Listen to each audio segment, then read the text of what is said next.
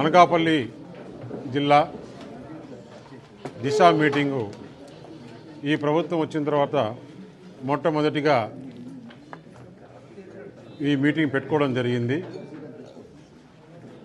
ఏదైతే కేంద్ర ప్రభుత్వంలో స్కీమ్స్ ఉన్నాయో ఆ స్కీమ్స్ అన్నీ కూడా ఎలా ఇంప్లిమెంట్ అవుతున్నాయి, ప్రజలకు ఏ విధంగా చేరుతున్నాయి, ప్రధానమంత్రి గారు పెట్టిన స్కీమ్స్ ఇక్కడ ఆంధ్రప్రదేశ్లో కూటమి ప్రభుత్వం ఎలా చేస్తుంది, అనకాపల్లిలో ముఖ్యంగా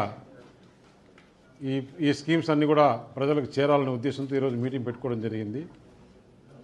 ఇప్పుడు మీటింగ్లో చూస్తే గత 5 సంవత్సరాల్లో గత ప్రభుత్వం ఈ స్కీమ్స్ పైన ఏమాత్రం శ్రద్ధ పెట్టకుండా వచ్చిన డబ్బులు ఫస్ట్ క్వార్టర్లో వాడుకొని యూటిలైజేషన్ సర్టిఫికేట్ లేకుండా ఆ స్కీములన్నీ చాలా వరకు పక్కన ఉన్నాయి.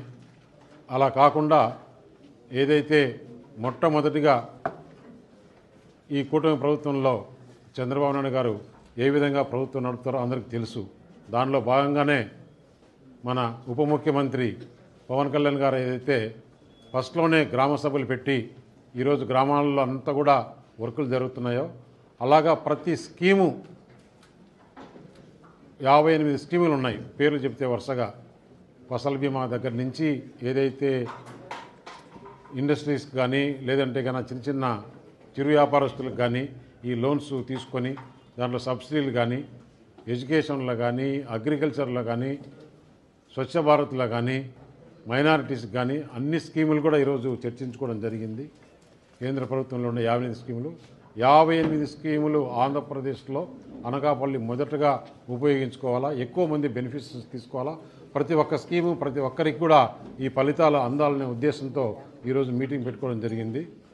అందరూ ఆఫీసర్లు కూడా టార్గెట్స్ ఫిక్స్ చేయడం జరిగింది.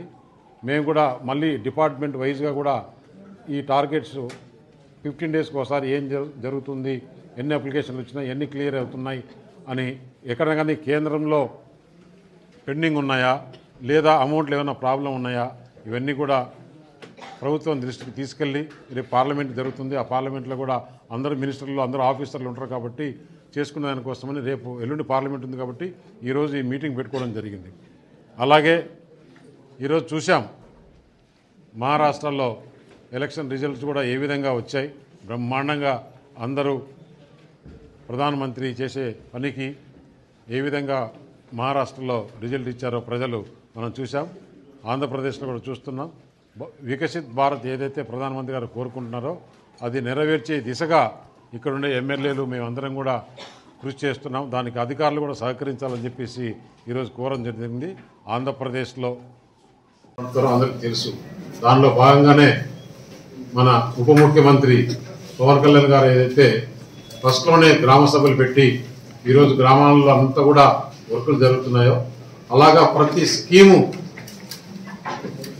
58 స్కీములు ఉన్నాయి. పేర్లు చెప్తే వరుసగా ఫసల్ బీమా దగ్గర నుంచి ఏదైతే ఇండస్ట్రీస్ కానీ లేదంటే కన్నా చిన్న చిన్న చిరు వ్యాపారస్తులకు కానీ ఈ లోన్స్ తీసుకొని దాంట్లో సబ్సిడీలు కానీ ఎడ్యుకేషన్లో కానీ అగ్రికల్చర్లో కానీ స్వచ్ఛ భారత్లో కానీ మైనారిటీస్ కానీ అన్ని స్కీములు కూడా ఈరోజు చర్చించుకోవడం జరిగింది.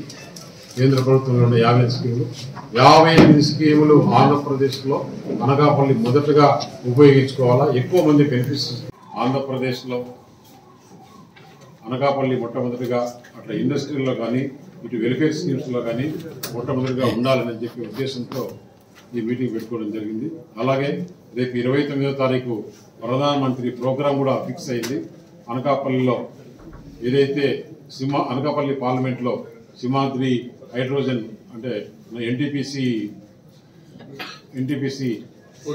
వాళ్ళ ఆధ్వర్యంలో అలాగే మన ఏపీ జెన్కో కలిపి హైడ్రోజన్ దాదాపు 1,00,000 కోట్లు ప్రాజెక్టు పైన చేస్తున్నారు.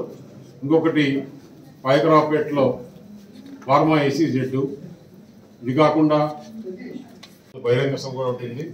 29వ తారీఖు నవంబరు సాయంత్రం 4 గంటలకు భారీ బహిరంగ సభ ఉంటుంది. అందరూ కూడా ఈ సభకు విరిగా ఇచ్చేసి సభను జయప్రదం చేయవలసిందిగా కోవడం జరుగుతుంది.